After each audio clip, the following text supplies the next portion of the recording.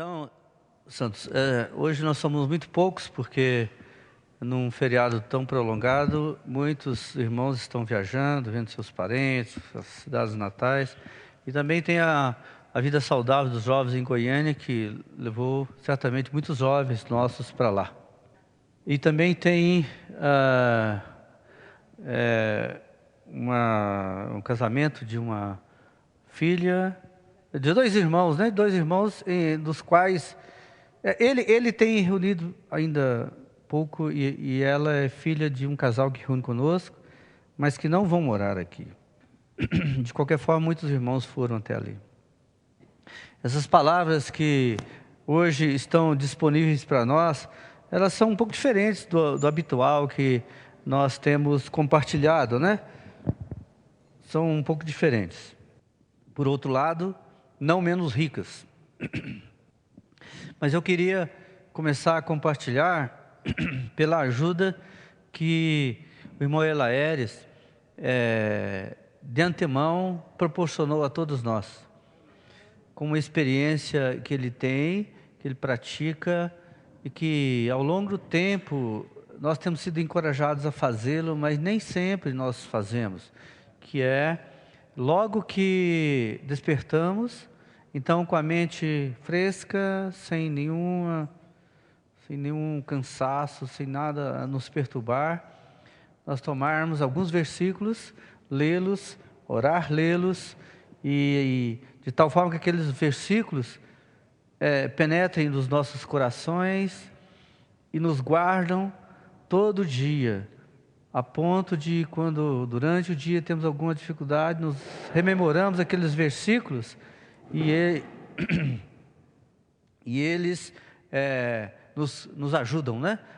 Nos retempera, nos dá força. Então, esse falar, ele é muito, muito prático.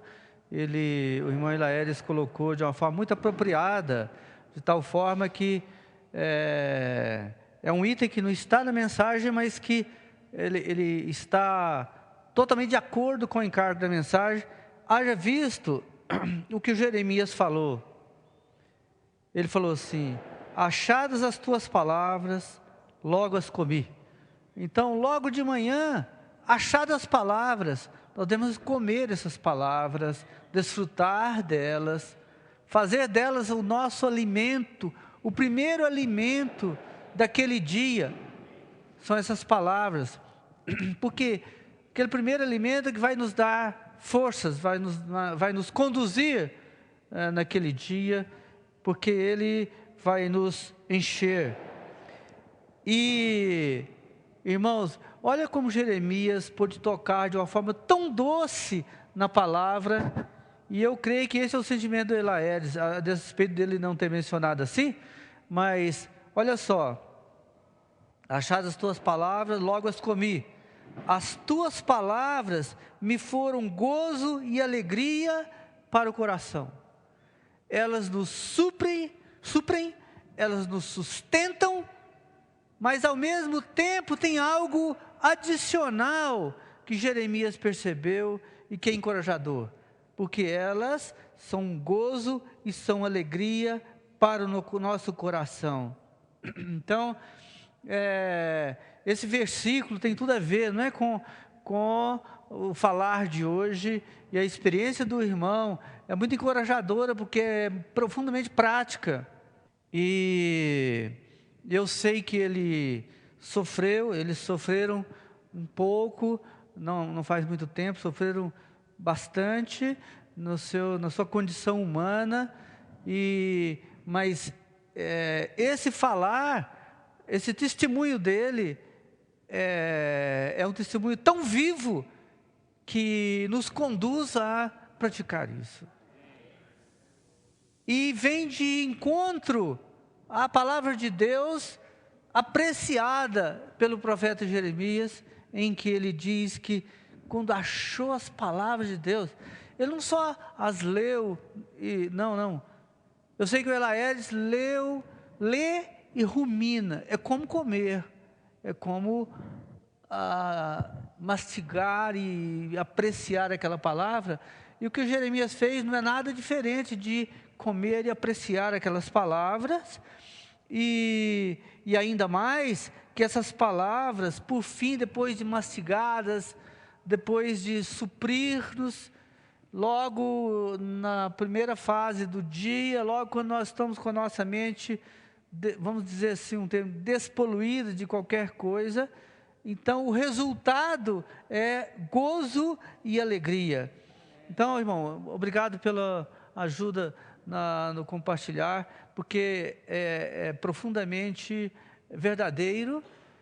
E agora mesmo nós vamos começar de um assunto aqui que testifica também com esse falar aqui, mas que o falar dele está absolutamente vinculado às palavras de Jeremias, que ele desfrutou tanto.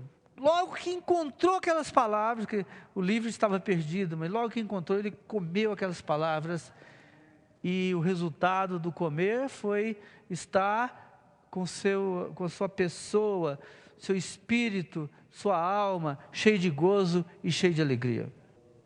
Esses primeiros versículos que foram lidos, inclusive Salmos, eu vou falar sobre eles, mas desconectado do contexto, assim, quer dizer, sem a sequência que foi proposta, mas olha só, Salmo 78, 3 e 4. O que ouvimos e aprendemos, o que nos contaram nossos pais, não o encobriremos a seus filhos, contaremos à vindoura geração os louvores do Senhor e o seu poder e as maravilhas que fez. Irmãos, convenhamos que isso aqui é profundamente real, né? Se acontece com a história humana, imagina o apreço do Senhor para com isso aqui. Quem não gosta de saber sobre o seu passado? Quem era seu bisavô, seu avô, seu pai? E aí você falar para os seus filhos, seus netos, quem não? Nós apreciamos isso aí. Nós gostamos de saber dos feitos relacionados com a nossa pessoa. Eu já vi muitas pessoas falar assim, olha, eu não tenho pai, eu não conheço o meu pai. Ou o pai os deixou muito pequenos, eles são desesperados para conhecer seu pai. Eu tive um paciente que ele passou a vida dele até, não sei, até já velho, procurando seu pai. Procurando sem nenhum dado que podia dar a linha dele encontrar. Mas no desespero, ele por fim encontrou já com mais de 50 anos de idade. Você vê como isso é importante. Mas o Senhor dá mais valor, porque Ele quer que nós não sejamos pessoas assim, desconectados com a história do Senhor. Nós devemos conhecer toda a história de Adão e Eva, devemos conhecer toda a história de Abraão, os descendentes dele, tudo nós devemos conhecer. Os patriarcas. Nós não podemos ser pessoas assim que, o Velho Testamento para mim não tem valor. Não, tem valor, irmãos. E ele nos apresenta tantas coisas belas e tantas coisas ricas. E tanta base para conhecermos a pessoa do Senhor Jesus e o porquê dele vir e tal. E o Senhor Jesus quer que falemos dessas coisas. E quer que, eu aprecio tanto, e vou dizer para vocês, lá em casa foi tremendo, porque os meus 2 filhos, primeiro, que eles foram concebidos sob oração e súplica. Na verdade, eles foram consagrados antes mesmo de serem gerados. Mas quando nasceram, eu não tinha muita disponibilidade para isso, mas a Wanda ficava lá falando no ouvido deles, olha, você é assim, você é assado e tal, o Senhor te gerou, o Senhor te ama, tal, o Senhor Jesus. Depois, quando tinha o material infantil, lia para eles as coisas mais elementares, mas depois ia tornando mais complexo, ia falando, até tarde, e de noite, e de manhã, para acordá-lo, era, olha, Senhor Jesus, amém, vai acordando e tal. Isso aqui é praticar Salmo 78, cuidando de falar para os filhos, é transmitir de nós para os nossos filhos a pessoa do Senhor, a experiência do Senhor, o viver do Senhor, para que eles, essa nova geração, agarre essa verdade também, desde tenra idade. Desde tenra idade. Há pesquisas que dizem que os bebês ainda intrauterinos, eles, se você fala algo que, o que você falar repercute sobre ele, quer seja positivo, quer negativo. Se for positivo, é claro que a resposta também vai ser positiva. Se falar do Senhor, as maravilhas do Senhor, aquilo naturalmente vai ser positivo no futuro.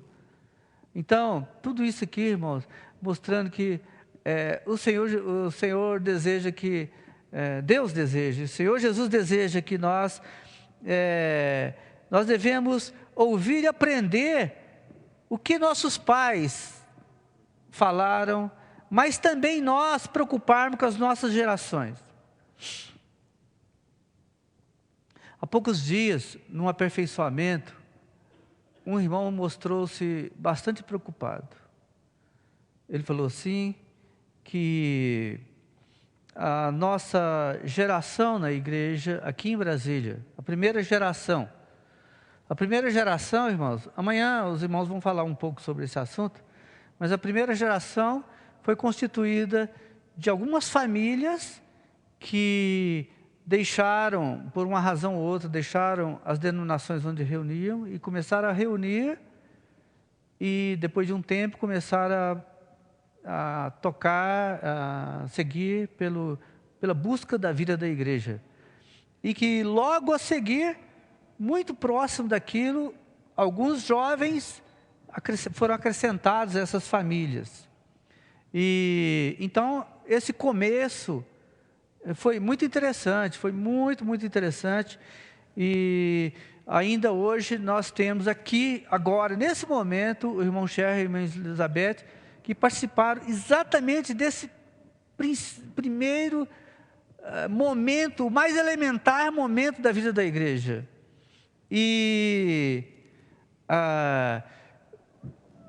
o relatar isso aí até nos conforta, porque a vida da igreja de Brasília é uma vida de vitória. Vocês dois não concordam com isso? É uma vida de vitória.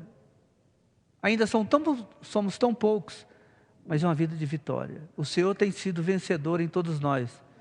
Haja visto o genro e a filha atrás deles aí. E a outra filha não está aqui hoje, mas e a netinha? Cadê a netinha? O neto está ali e a netinha aqui.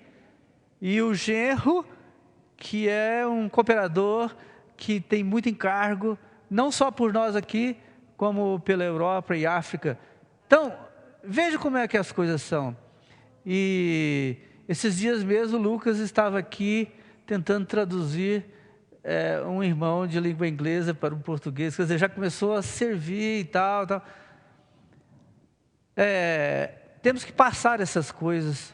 E quando esse irmão compartilhava, ele estava muito preocupado, que a primeira geração era de irmãos que realmente aprenderam em profundidade a amar o Senhor, batemos cabeça demais da conta, mas aprendemos a amar o Senhor ao desespero e ter um zelo especial pelo Senhor.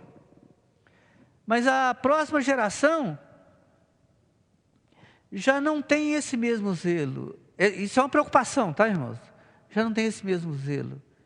São um pouco desleixados quanto a isso aí. Essa questão choques de gerações, né? Geração Y, não sei o quê, e preocupa muito com tecnologia da informação. Na época, claro, são diferentes as situações, mas nós não éramos pessoas que tínhamos um princípio muito vinculado a diversões, em festas e cinema, e não sei o quê. E hoje os nossos jovens, não sei porquê, não focam o Senhor como o ponto. E ficam fazendo diversionismo e acaba se perdendo. E talvez por não ouvirem como coisas tão profundamente reais que foram as coisas que o Senhor começou e quer que a igreja viva e que nós contemos para os nossos filhos e netos tudo que se passa. E claro que o Senhor quer que nós tenhamos prazer em contar, porque são coisas positivas, coisas vivas e que marcaram. Por exemplo, depois do 4º século da história da igreja, houve uma degradação, todos nós sabemos, houve uma degradação geral da igreja, de todas as igrejas, em toda a terra conhecida, foi uma degradação, irmãos. E, no entanto, o Senhor não concordava com aquela situação. Toda degradação, o Senhor gera uma reação a essa degradação. No século XVI, final do século XV, mas no comecinho do século XVI, levantou-se, especialmente Martinho Lutero. Antes dele o Senhor começou a levantar alguns homens espirituais muito importantes, mas um que foi marcante, tremendamente marcante, foi Martinho Lutero, quando ele, um monge, na Universidade de Wittenberg, onde ele era monge e era professor, lá ele levantou uma lista de teses e fixou na porta do templo, lá onde ele era monge, e aquilo gerou uma reação contrária do catolicismo, e o resultado foi o quê? Por fim, ele que no início não queria deixar o catolicismo, ele foi expulso e excomungado, esse é o termo que se usa, mas a partir dali então começou a retomada de um nível espiritual elevado da palavra, porque as pessoas, pelo fato de misturar-se com o mundo, subverter a ordem das coisas, Deus não era mais importante, quem era importante eram as autoridades terrenas, mesmo que eclesiásticas eram as autoridades terrenas. A palavra foi fechada no começo do 4º século, ninguém conhecia a palavra, só quando conhecia, mal conhecia, eram os monges e as autoridades eclesiásticas da época. Resultado foi que Martinho Lutero falou, olha, a primeira coisa que ele falou, a fé vem a salvação vem, a justificação vem pela fé. Irmãos, esse princípio minimamente razoável da palavra tinha sido perdido. Olha onde chegou. Então, ele por levantar esse primeiro, são vários, mas esse primeiro item aí já foi uma revolução. Depois, muitas coisas foram acontecendo, muitos irmãos e irmãs espirituais que resgataram as questões da igreja. Por fim, no século XVIII, os Irmãos Unidos, lá em Plymouth, na Inglaterra, eles viram a questão da igreja, poxa vida, a igreja não é isso que está sendo pregado, a igreja é assim, assado. Mas, num período de cerca de 50 anos, eles se dividiram.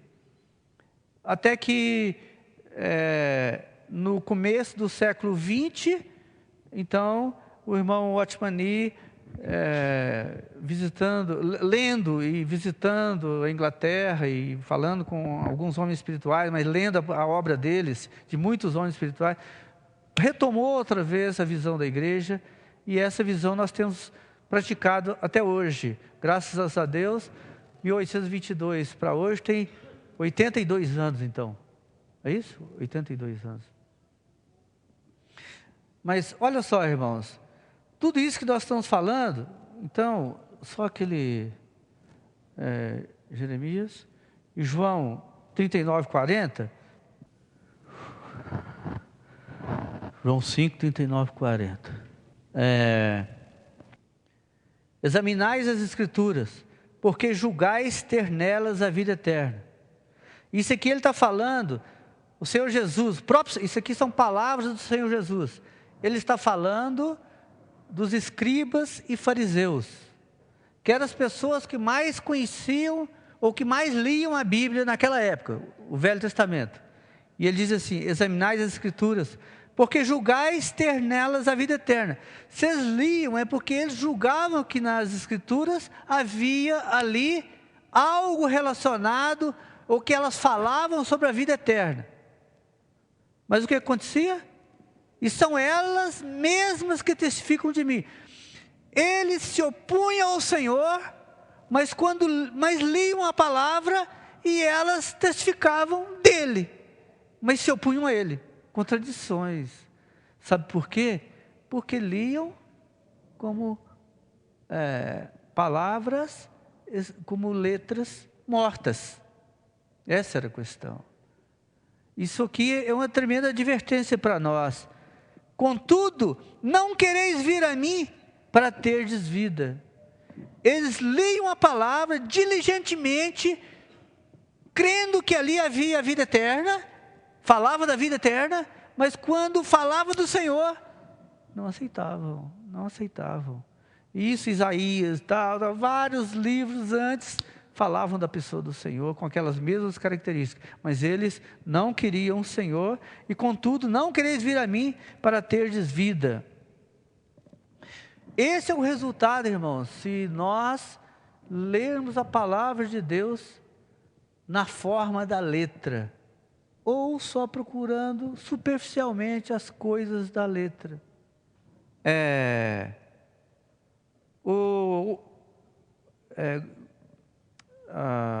Lutero, ele retomou para o povo de Deus essa verdade, esse item da verdade, que é a salvação, a justificação é pela fé. Ele retomou essa verdade. E ao longo do tempo, foram acontecendo algumas coisas, alguns princípios da Bíblia foram retomados. Nos anos 70 e poucos, um outro item foi retomado. Qual foi um dos últimos itens retomados que hoje nós desfrutamos? Invocar o nome do Senhor. 1975.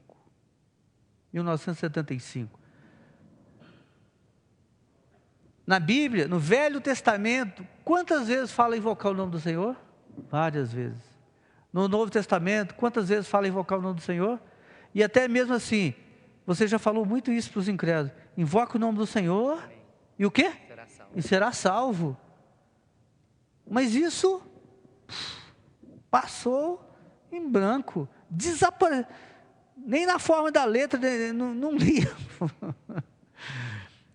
Mas graças ao Senhor, tantas verdades foram sendo restauradas, foram emergindo da negritude da letra para se transformada em vida para todos nós desfrutarmos. E hoje, esse último item, tem outros, mas esse último item, mais prático do que nunca, mais verdadeiro e prático, invocar o nome do Senhor, que nos conduz à vida e à piedade, traz a vida de Deus para dentro de nós, gera vida dentro de nós, gera comunhão nossa para com o Senhor. É um item que desapareceu, irmãos. Ele é como se fosse uma recomposição genética de um pedaço da Bíblia. Ressurgiu em 1975, muitos de nós já estávamos aí, já éramos cristãos.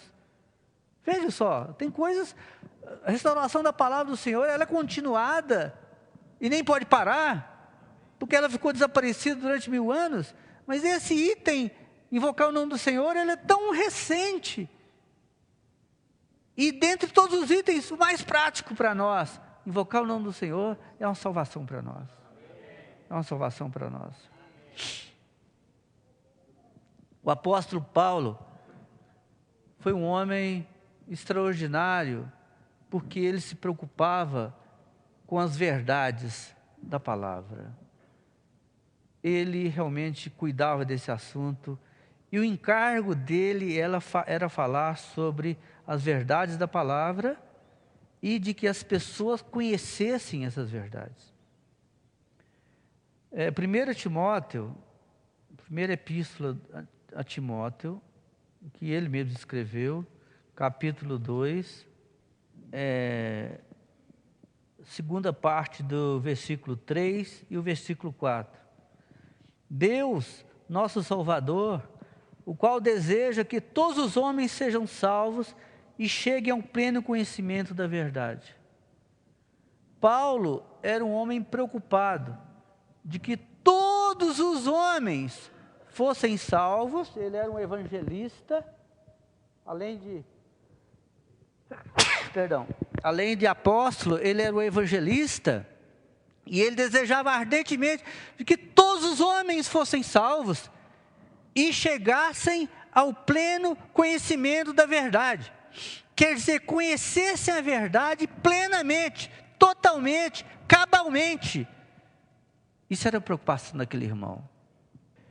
Mas, ao mesmo tempo, 2 Timóteo, está logo a seguir,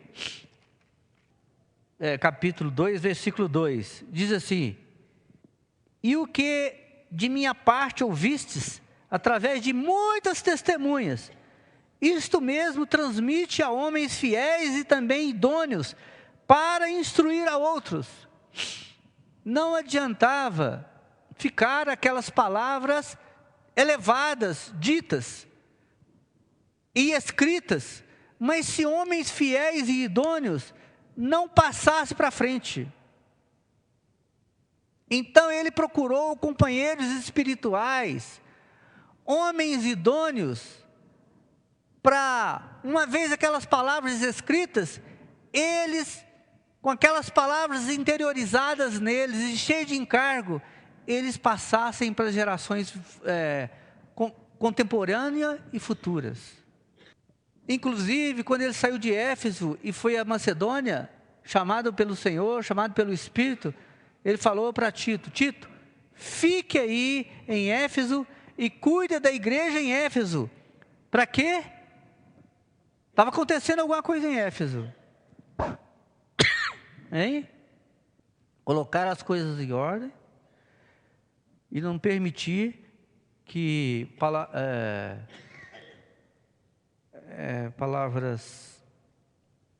fábulas sem fim e genealogias sem fim seguisse ali no meio daquela igreja. Sem fim, permanecesse ali. O que edifica uma igreja? Imagina fábulas e genealogias sem fim. Essa discussão de coisas humanas na igreja sem fim, onde ia chegar? Onde essas igrejas iriam chegar quanto à vitalidade espiritual, quanto ao gozo e alegria interior desfrutado pelos santos quanto à palavra? Só viria morte e destruição quanto a esses conceitos. Por isso Paulo falou: olha, Éfeso já ouviu, já recebeu as altas verdades. Então, Timóteo, fique aí, não deixe que eles fiquem nessa condição. Cuide da igreja em Éfeso. Eu estou indo para a Europa, eu vou introduzir o evangelho na Europa. Ele mal sabia, claro, né? Ele introduziu o evangelho através de Filipos, depois outras igrejas. Lá, mais de... não posso avaliar agora, não tem tempo para fazer essa conta, mas anos depois, séculos depois, Essas palavras chegaram a nós porque Paulo as levou para a Europa. Se nós hoje somos cristãos aqui, e a palavra chegou até nós, é porque Paulo foi lá atendendo o chamado daquele macedônio, e ele levou a palavra de Deus para a Europa, e a Europa foi alcançada pela palavra de Deus, e quando o novo mundo foi dito descoberto, essas palavras vieram junto com aqueles que vieram para o novo mundo. E você e eu recebemos essas palavras nos dias de hoje. É tremendo isso, né? Assim, Paulo tinha 2 encargos fundamentais. O primeiro encargo era que todos conhecessem a verdade. O segundo encargo era que houvesse homens fiéis e idôneos, que captassem aquelas palavras e transmitissem a outros. O encargo dele é de que as palavras não fossem tomadas na forma da lei, mas fossem palavras que redundassem em vida e mudasse a vida das pessoas. A palavra de Deus, irmãos, ela tem eficácia para uma vez comida, como fez Jeremias. Uma vez nós comendo a palavra de Deus, ela muda a nossa pessoa.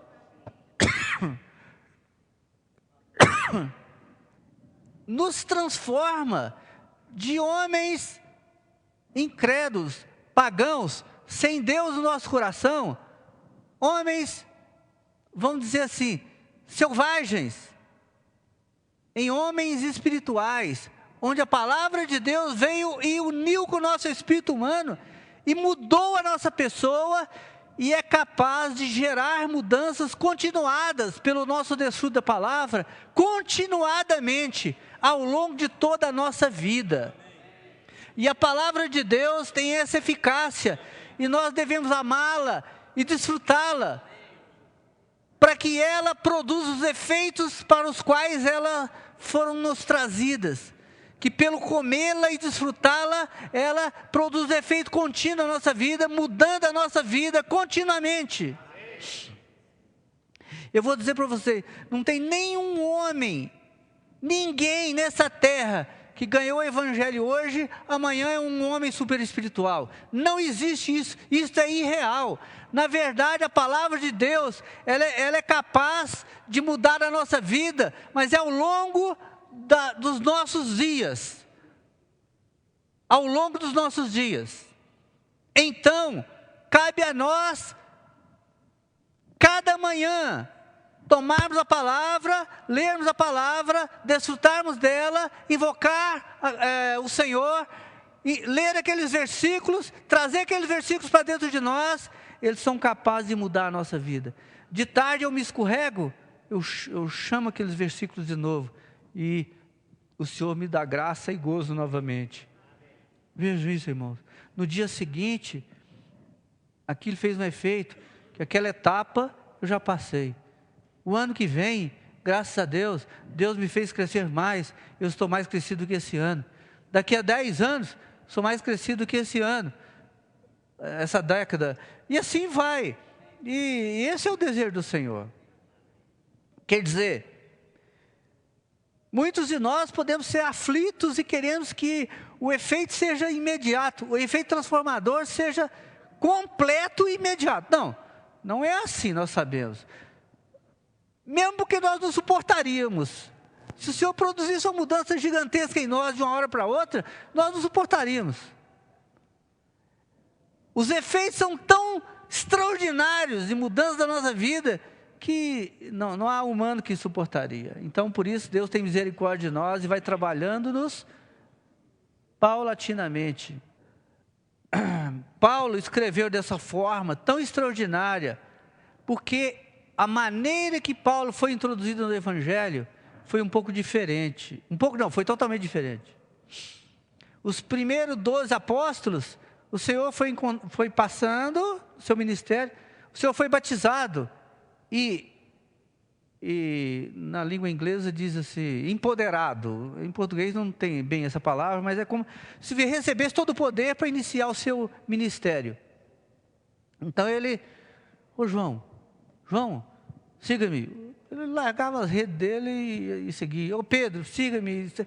E logo ele compôs o ministério de 12 pessoas e começou a trabalhar neles a palavra de Deus. Naquela época é por experiência.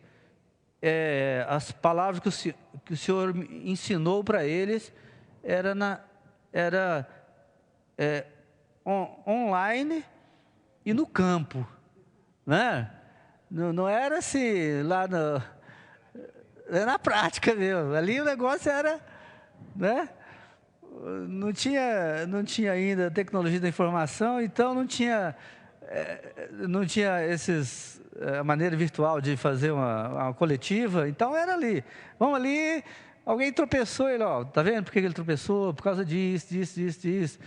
Aquela mulher que tinha hemorragia e que tocou no Senhor, alguém viu, puxa vida, ela tinha hemorragia, mas só pelo fato de tocar no Senhor, parou. Aí escreveu na Bíblia. E assim por diante. Paulo, ele não esteve com esses primeiros 12 apóstolos. Ele era mais jovem e não pôde experimentar o Senhor face a face. Não ouviu do Senhor no campo de atuação da pregação do Evangelho, né? Então o que aconteceu? Todos nós sabemos isso aí, né? Lá em Damasco, chegando a Damasco, ele caiu no solo e ficou desacordado. Depois ele foi levado para Damasco. Lá um pequeno irmão da igreja em Damasco, já existia igreja em Damasco, e ele, na verdade, ele estava indo lá, era para dizimar aquela igreja, mas um jovem irmão chegou para ele, chamado Ananias: ô Paulo, olha, o senhor mandou falar isso aqui e tal, vem cá. Aí leva ele lá para a rua direita e não sei o quê, chega na casa do Ananias, e o Ananias fala para ele, de invocar o nome do Senhor, cai como escamas, e ele passa a ver, e ele fica uns dias em Damasco, ajudando ali, mas a situação não era tão complicada por causa do passado recente dele. Então o Senhor falou: eu tenho que arrumar uma maneira especial para o Paulo. O conduziu para o deserto e ele ficou lá um tempo, deserto da Arábia, aprendendo. Depois ele foi elevado, alçado ao terceiro céu, e ficou lá 40 dias, ouvindo do Senhor lições que ele não poderia aprender durante a vida dele. E foi uma condição especial conosco, só se o Senhor tiver misericórdia, dar uma experiência igual a do Paulo. Porque só o Paulo poderia receber tanta coisa em 40 dias e aguentar o tranco, né? E quando Paulo veio, então, ele ainda ficou uns dias lá em Damasco, cooperou com a igreja em Damasco e depois começou a difundir o Evangelho. Os antigos, os 12 primeiros, quer dizer, um que substituiu o Matias, que substituiu a Judas Iscariotes, aqueles 12 ficaram com uma parte especial do Evangelho para os de origem hebraica, e Paulo e outros ficaram com o Evangelho para os gentios. Porque a experiência dele foi completamente diferente. Ele tinha se lançado contra os gentios, e o Senhor tinha que arrumar alguém desse tipo, e preparado para isso, de uma forma especial e intensa, para que ele pudesse ter tempo de levar o Evangelho para os gentios. Então, Paulo, por causa da sua formação humana já ser tão elevada, e ter recebido um Evangelho tão elevado, ele começou a escrever e também praticar, mas especialmente escreveu 14 epístolas, a maior parte dos livros do Novo Testamento, e especialmente Efésios, que Efésios, Colossenses, que são o centro da Bíblia, e ali ele pôde falar verdades tão extraordinárias sobre a igreja.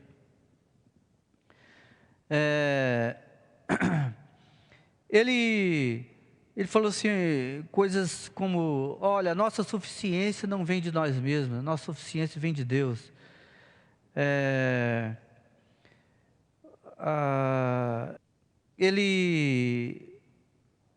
Ele falou aquelas palavras que já mencionamos dos escribas e fariseus, e hoje, vivendo a vida da igreja, nossa preocupação é, nós corremos o risco, irmãos, de portar-nos como os escribas e fariseus, ler a palavra, mas não crer que aquelas palavras contêm a vida eterna e são capazes de mudar a nossa vida, como realmente mudariam. O fato é que Paulo mostrou que o Espírito Santo é que é capaz de introduzir a palavra dentro de nós e mudar nossa vida. Ele percebeu que a palavra na forma da letra, ela não é capaz de mudar a nós, mas ele percebeu que lendo a palavra no Espírito, então o Espírito vem para dentro do nosso espírito e produz um resultado extraordinário, que é introduzir Deus para dentro de nós, e que nós humanos, nas nossas faculdades habituais, nós aprendemos a ter um gozo e um deleite quando o Senhor vem para dentro de nós. Um gozo e um desfrute interior.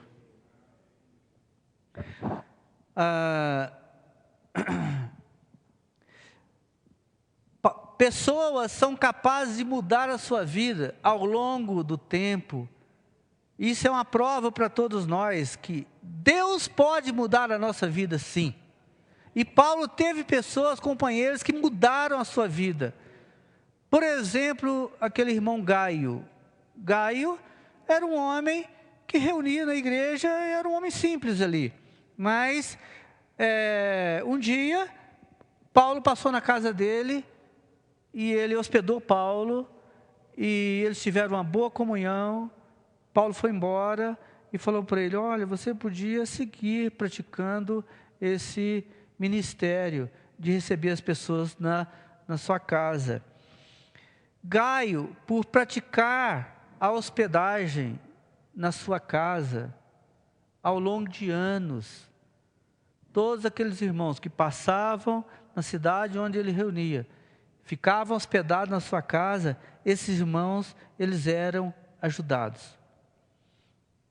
Eles eram acolhidos, eles eram encaminhados. Olha só, não é assim. A maneira dele não era assim. Olha, José, você está vindo aqui, você fica na minha casa e tal, e nós passamos a noite juntos, eu supro você, toma banho ali, toma uma sopa, amanhã um bom café da manhã, tá bem? Aí, tá, amém, irmão, obrigado por você ter vindo, tchau. Não era assim. A preocupação do Gaio era, ele é um ministro do Senhor. Então, a necessidade regional da obra é tal. Você precisa de não só ser bem acolhido aqui, mas precisa de aprender as nossas necessidades aqui. Você precisa de ser aperfeiçoado nas necessidades. Quando você veio para cá, foi para isto. O senhor, junto com a Diana, vai cuidar de vocês dois. E no futuro, vai ser reservado uma área da obra para vocês cuidarem. Vocês dois ainda são jovens, mas através do visitar as igrejas, reunir, invocar o nome do Senhor, ler a palavra, servir onde vocês estão servindo, você agora está trabalhando para o seu aspecto humano também ser transformado. Então, mas o Senhor está esperando uma parte de uma região da obra para você ficar. Então, você fique sabendo disso. No tempo aprazado, você vai para lá. E também por fim, se tornou um cooperador da obra. Quer dizer, quem fosse para a casa do Gaio, Paulo não tinha nenhuma preocupação, por que vai acontecer? Será que o Gaio vai arrumar com aquele irmão? Não, quem fosse para ali, iria ser ajudado. Então, acolhido, ajudado, direcionado para a direção habitual, normal. Então, essa é a maneira. Quando nós formos receber os nossos irmãos nas nossas casas, quer nas conferências, quer em qualquer ocasião, nós não vamos ficar conversando abobrinha com os irmãos que vêm à nossa casa. Nós vamos acolhê-los e ajudar a direcioná-los. É um irmão que creu recente, está ainda zonzo, ainda com tudo que está acontecendo em volta dele. Não, peraí, olha, você está aqui, toma essa sopa aqui conosco, lanche hoje, come essa torrada aqui, fortaleça mais, toma um banho. Amanhã de manhã, o que nós vamos fazer, Lars? Vamos orar junto, vamos ler a palavra, esses 3 versículos, vamos invocar sobre esses 3 versículos. Que hora que você tem que ir embora? Tal hora. Olha, mas aprenda a invocar o nome do Senhor. Esse ponto é crucial para você, e ele vai mudar a sua vida. Olha, você levanta, está cedo, são 7 horas da manhã, você vai embora agora mesmo, mas aprenda essa lição aqui, olha, ouça, aprenda comigo, invoque junto comigo. Ó Senhor Jesus, ó Senhor Jesus, ó Senhor Jesus. Olha, aprenda a invocar todos os dias da sua vida, e Deus vai mudar a sua vida, vai mudar o seu interior, o seu coração. Quer dizer, ele nunca tinha ouvido falar invocar, talvez, e saiu dali aprendendo a invocar. Isso é uma função do Gaio que nós devemos tomar para nós. Quer dizer, cada irmão que vier, nós temos que saber como cuidar. Eu estou lá no Bucafé, do jeito que vier, você tem que dar uma direção para ele, e aí? Amém? Quer dizer, todas essas coisas têm que acontecer, né? Isso é esse ministério que Paulo ajudou tanto. Rapidamente, irmãos, falando, um outro assunto que o irmão Dong falou lá nessa mensagem, foi acerca da história, a história da igreja, né? Aqui no Brasil, e coisas que aconteceram extraordinárias. Primeiro foi finalzinho de 74 e anos de 1975 foram anos cruciais para as igrejas no Brasil. Na verdade, em 1964 surgiu a igreja em São Paulo. A seguir surgiram 2 igrejas, uma igreja em Belo Horizonte e outra igreja com um casal só lá em como chama aquela cidade do sul de Minas? Poços de Caldas. Lá a terceira igreja, e aí houve parou um pouco assim, mas em 1970, final de 74, outubro, novembro de 74, nós temos que confirmar com os irmãos ali, começaram a ter algumas reuniões em Brasília. Em 75 a coisa deslanchou. Em 74 a 75 também, nessa mesma época, surgiu a igreja de Ribeirão Preto, surgiu numerosa, com 400 jovens lá. Mas os jovens da primeira geração não aguentaram né, tanta vida e revelação, ela diminuiu em tamanho, mas o irmão Dong pôde ser suprido ali. E nessa época haviam 2 cooperadores no Brasil, 2 cooperadores que eram responsáveis pelas mensagens e palavras às igrejas no Brasil, o que estava acontecendo no Brasil. Em 1977, foi o primeiro momento que o irmão Dong se defrontou com a necessidade de falar numa conferência. Quer dizer, quantas vezes ele veio a Brasília nos visitar? Do final de 74, 75 até 77, ele veio muitas vezes. Mas ele nos visitava e dava suporte, dava direção e tudo. Mas não era uma conferência. Em julho de 1975, teve uma igreja,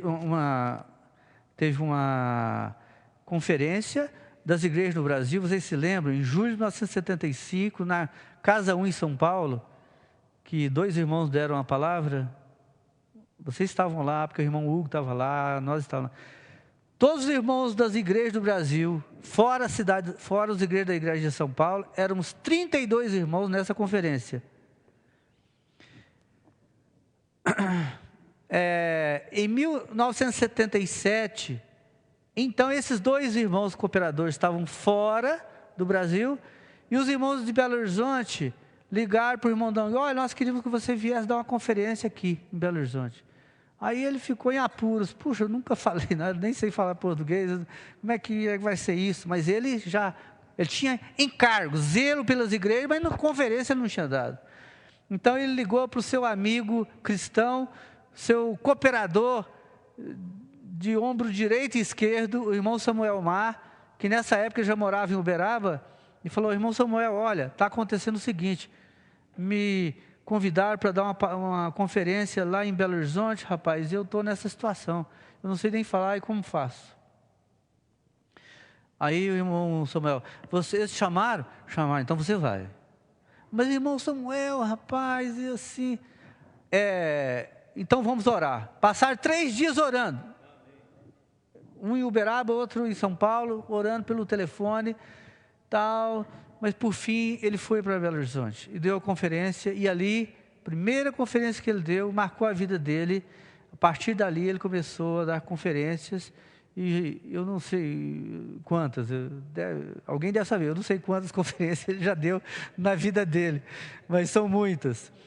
E então aí, depois dessa época, em 1980 por aí, começou assim, a ter conferências nesse tempo todo, e nós acompanhávamos muitas dessas conferências.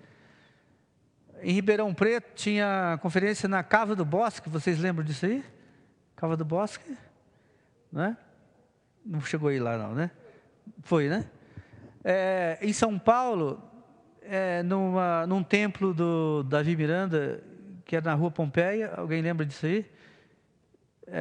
Era um negócio custoso, irmãos, porque era tudo, nesse lugar, tudo, nenhum conforto, nada, e aquela peleja, e para acomodar irmãos, de diferentes lugares, na cidade igual São Paulo, ninguém conhecia coisa nenhuma, se perdia, os ônibus não sabiam como chegar, quer dizer, uma tristeza. Então o Senhor deu o sentimento de comprar um lugar para estabelecer um lugar adequado para ter as conferências. E, em comunhão com os irmãos de Sumaré, comprou-se a estância, os primeiros 14 alqueires da estância. E nessa época, fomos lá, os irmãos, né, foram lá compraram, tá bom, o lugar é ótimo, vamos comprar, como fazer, e o dinheiro? Bom, agora o dinheiro é outra coisa, né? Mas o Senhor proporcionou a oportunidade de surgir esse dinheiro. Aqui, nessas palavras, eu me delonguei nas outras e não vai ter tempo de falar nisso aqui muito, mas na verdade, nesse momento aqui, nessa conferência, o irmão Dong, eu senti que ele estava cheio de, vamos dizer assim, provavelmente, eu não posso fazer a leitura da mente dele, mas relembrando do que foi o companheirismo do irmão Samuel Mar para com ele, quer na questão espiritual, quer na questão familiar, quer nas ofertas, foi um grande cooperador para ele, e que se estendeu até hoje, que toda a sua família coopera com ele. Eu senti assim que o irmão Dong quis prestar um tributo ao irmão Mar, e o citou em várias vezes. Nessa época, muitos de nós aqui conhecemos a fazenda do irmão Mar, que foi dele, né? Que agora é da família, e ele tinha um encargo para ofertar tremendo. Aquela fazenda, ele foi comprada, ele morava no sul, ele morava em Carazinho, no Rio Grande do Sul, e veio para Uberaba, região de Uberaba, e comprou aquela fazenda, e ali ele cultivava grãos e tal. E naquele ano foi estranho, porque ele estimava colher 7.000 sacas de arroz. E naquele ano, estranhamente, não previsto, ele colheu 14.000 sacas de arroz. O dobro é só milagre, né? Porque grão a gente sabe que as lavouras, elas podem oscilar da produtividade, mas dobrar é meio difícil. Você do Rio Grande do Sul, você sabe disso aí, como é que a coisa não é bem assim. Mas naquele ano dobrou. E quando o irmão Dong ligou para ele, achamos o lugar, está comprado, e o que você acha? Não, olha, aí ele contou, Deus proporcionou o dinheiro. As 7.000 sacas adicionais dá para pagar o terreno. Fecha o negócio e pá, fechou o negócio. Dali começou a construir a estância. E logo depois foi construído a primeira etapa do local de reuniões, que é a metade do prédio do centro de convivência hoje. A metade, que cabia 1.500 irmãos. Ali teve algumas conferências por algum tempo. O irmão Lee viria no ano de 1980 e aquele prédio foi construído em 3 meses, por causa da conferência com o irmão Lee que viria ali. Mas o irmão Lee veio, ele tinha que fazer uma passagem por Miami, e lá ele adoeceu, pronto, melou a vinda dele para cá por causa da doença dele, ele voltou para Los Angeles, e 4 anos depois é que ele veio. Quando ele veio, então estava um pouco mais estruturado e tal, e naquele ano, ele viu tudo que acontecia no nosso meio e ficou simplesmente impressionado, porque ainda era tudo precário, a estrutura tudo precária, mas tinha aquele morro ali, onde estava lá o local de reuniões, e a casa que ele estava hospedado lá mais embaixo, e quase todos os irmãos, porque não tinha alojamento, ficavam em barracas. E quando ele abria a janela do quarto dele, ele viu os irmãos subindo, jovens, todo tipo, subindo para o local de reuniões.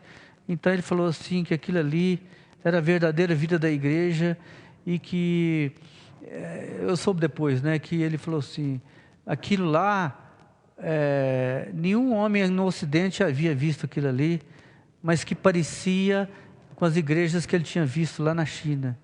Aquela era a maneira bela e tremenda de reunir. Então ele ficou tão encantado, e quando ele foi embora, antes de ir embora, ele prometeu voltar aqui, mas chegou lá, então a situação mudou, ele não pôde mais vir. Mas daí, em 88, foi comprado esse terreno aqui, e outra vez, quem veio para cá para bancar a coisa? Porque muitos de nós, ou eram muito jovens, ou nós trabalhávamos e não tínhamos nem habilidade e nem tempo para cuidar. O irmão Scher, o irmão Jesulino, eram homens que estavam naquela época, mas eles trabalhavam e não tinham oportunidade disso aqui. O irmão Samuel Mar veio para cá e ficou aqui mais de 4 meses. Mudou para Brasília. 4 meses aqui dentro desse local, quer dizer, dentro desse terreno, para produzir esse local de reuniões que ia até aquela escada ali. O resto não existia ainda. Ele fez isso aqui, junto com muitos irmãos, e ele ofertou fortemente, junto com muitos outros irmãos, inclusive irmãos do exterior. E nós, que éramos menos que nós éramos, na verdade, 40 e poucos irmãos, então o poder de oferta era muito pequeno, mas essa estrutura ficou pronta. Na verdade, ele chamou para si a responsabilidade de edificar isso aqui. Então, por isso o irmão Dong ficava muito feliz com aquele irmão que tinha tal apreço pela palavra e deixava mesmo seus negócios para vir cuidar de uma obra desse porte. E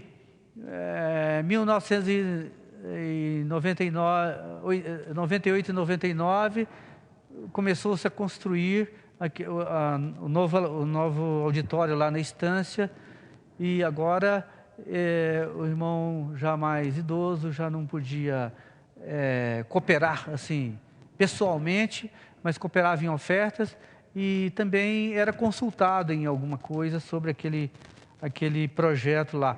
Porque o projeto, na verdade, ele era tão grandioso ali, é tão grandioso que o projeto e tudo foi feito fora do Brasil. Alguns irmãos da Malásia e da Indonésia, eles tinham experiência com isso aí, por isso eles ajudaram.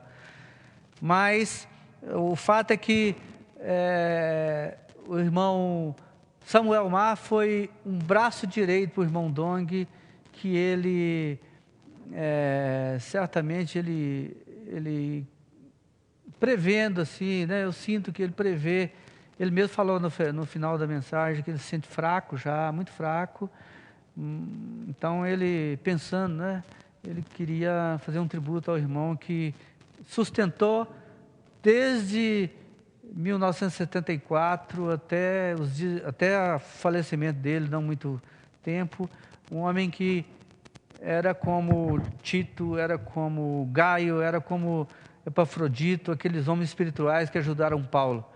Então, é isso, irmãos. E amanhã eu creio que vai falar um pouquinho sobre a conexão desses assuntos todos aí com um pouco da história da igreja aí, alguns irmãos da época podem cooperar para fazer valer aquele versículo que as gerações devem ouvir o que se passa conosco.